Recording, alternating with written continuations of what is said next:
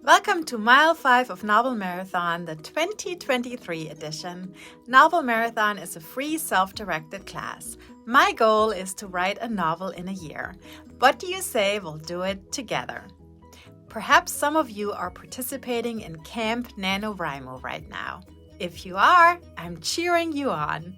Meanwhile, I'm doing my own version of camping in my own driveway.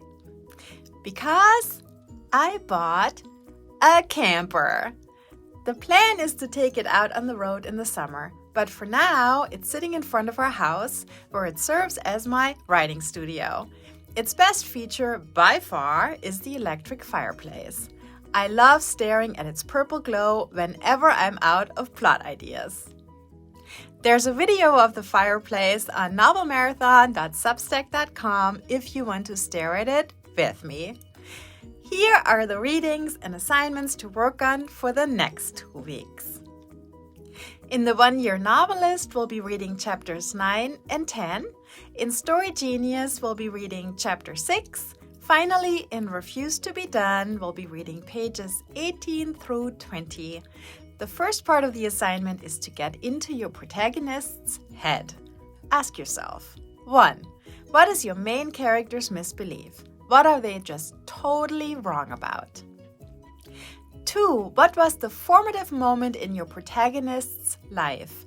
What event shaped the trajectory they're currently on? And 3. What secrets does your protagonist have? What lies have they told to others and, more importantly, to themselves? The second part of the assignment is to understand your main character's trajectory and how they got to where they are today. 1. When did your protagonist first adopt an incorrect hypothesis about the world, an incorrect theory about how the world works, and how has that incorrect theory guided their actions, for better or for worse, before page 1 of your book? 2. Imagine 3 pivotal moments when something happened in your character's past which caused them to commit even more to whatever faulty theory they have, which gets them further into trouble. Imagine those moments as fully as you can and write out 3 scenes that describe what happened to them before your book even starts. Finally, remember, the events of your novel will help the protagonist examine their misbelief and perhaps form a different worldview as a result. Here's a little more context, which might help. First, what does your protagonist hold to be true about the world? Does she believe that people are generally good or bad? Is your main character someone who thinks that he can really only count on himself when he has his back to the wall? Does she think rich people are evil or poor people just need to pull themselves up by their bootstraps? Give us a flavor of your main character's worldview.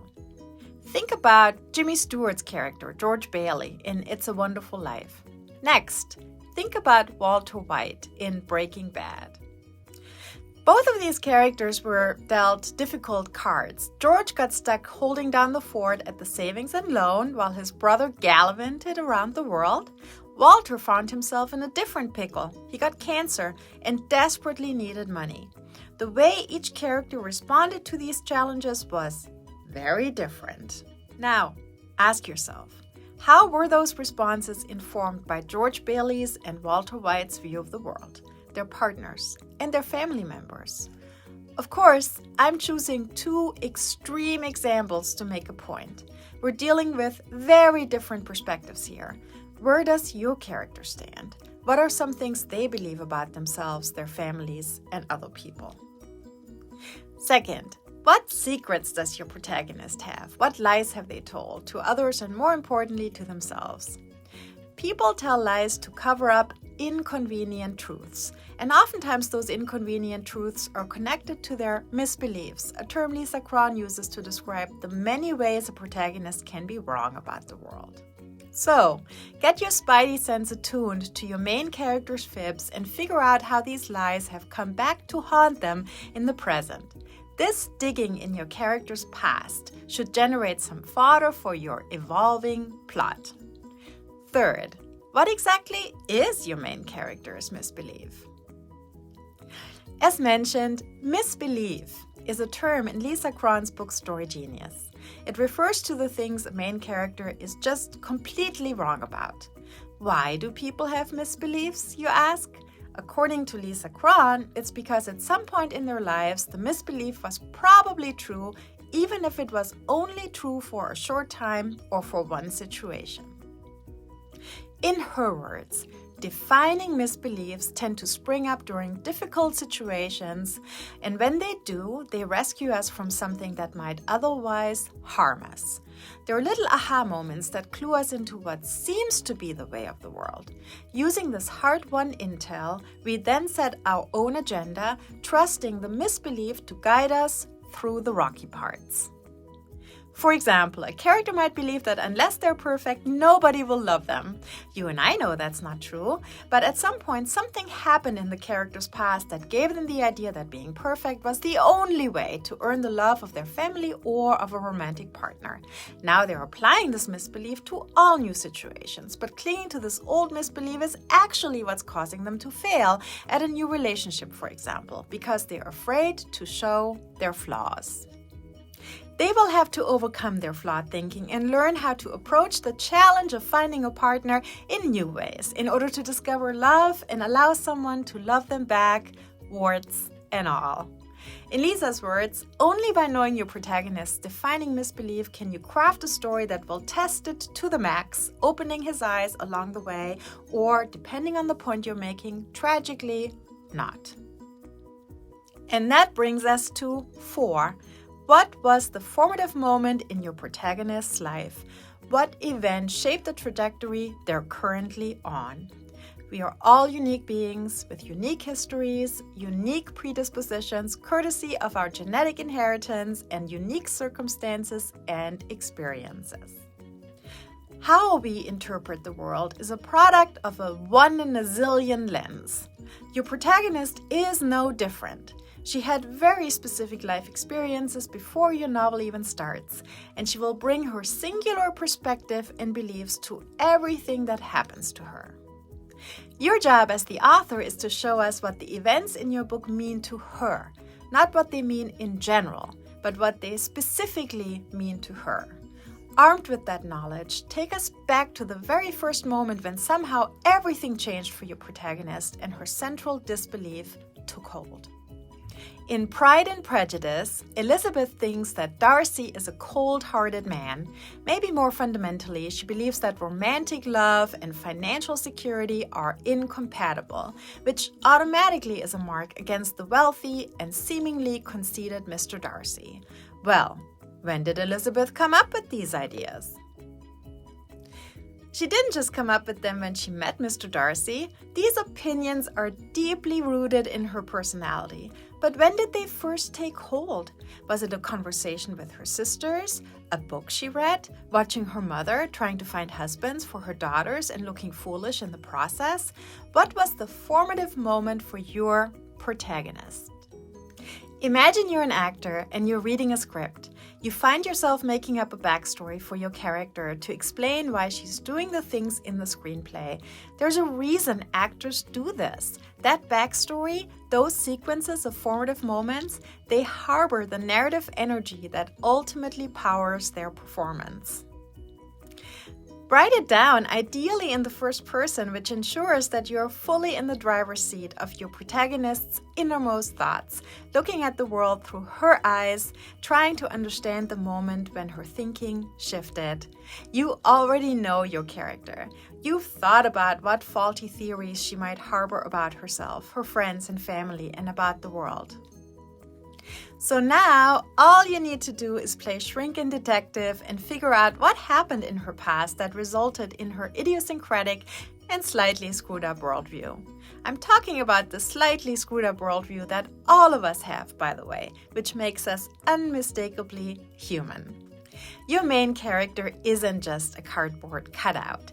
Show us their history and document in a first-person scene the very moment when they lived through an experience that instilled in them a theory which is pretty much totally incorrect and which they will need to spend the entire novel painfully digging their way out of. Lastly, what are 3 moments in your protagonist's life that deepened their misbelief? A misbelief that the events of your novel will help them confront. People do things for a reason. Your job as a writer is to make those causal connections as inevitable as possible. The main character doesn't come to your novel as a blank slate. They've already lived through many desires, challenges, and conflicts long before they arrive on page 1 of your book. I can't say it too often. Stories are not just entertainment. Stories are the tool we use to navigate life, from your coworker's anecdote about his weird roommate to every article, blog post, and tweet your eyes land on. We plumb stories for information about the people and the world around us.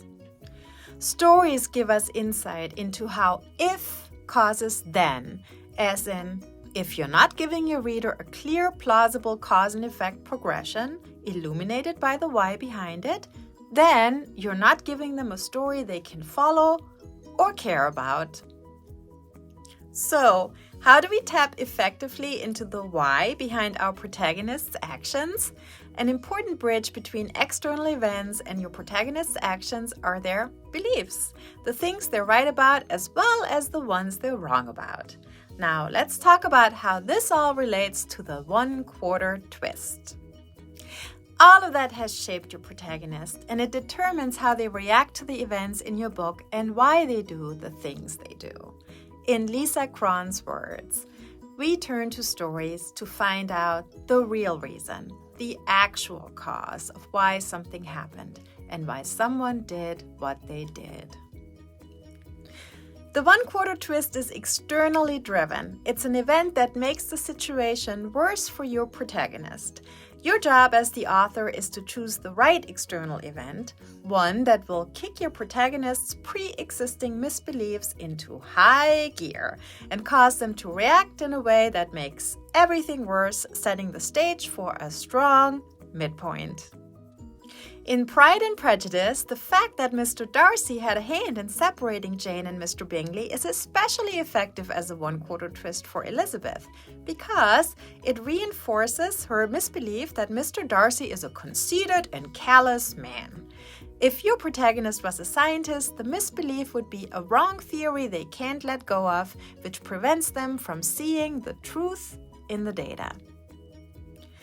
Misbeliefs don't fall from the sky. They are a result of lived experience. We make mistakes, and some of these mistakes result in theories that turn out to be wrong in the end.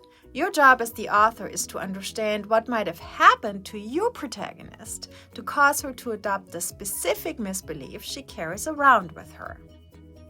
What happened to Elizabeth Bennet in the past that made her think Mr. Darcy was a bad guy? What other interactions with wealthy young men might she have had that shaped her perception of him? How have her parents and sisters shaped her view of marriage and romantic love? Here's how Lisa Cron describes those turning points that happened before the start of your book. Each one will capture a moment in your protagonist's life when her misbelief was the deciding factor in a major decision she made. Each decision will change the external course of her life, upping the stakes, and be part of the story-specific cause and effect trajectory that leads straight to the first page of your novel. None of the decisions she makes will be easy for her. She will most likely have a real shot at getting the things she wants, and something will happen that causes her misbelief to rear its head and prevent her from getting it. This, in turn, will sharpen her desire and strengthen her misbelief, giving it new meaning and expanding its scope and influence on her life. Elizabeth Bennet wants to find true love, but whenever it's in front of her, in the form of Mr. Darcy proposing marriage, her misbelief that he's a bad guy keeps her from getting what she wants. Elizabeth has to overcome that misbelief, which formed earlier in her life, in order to have a shot at true love and happiness. And that's it. As always, you should expect to take 2 weeks to work through these questions. All the key info, the readings, and more detail on the exercises is available via a newsletter that comes out a couple times a month. It's free and you can subscribe to it by going to novelmarathon.com/newsletter. You can find Novel Marathon on YouTube, TikTok, Insta, Apple Podcasts, Spotify, or wherever you listen. Like, subscribe, and follow Novel Marathon to get more writing prompts. Happy reading, happy writing, and I'll talk to you soon.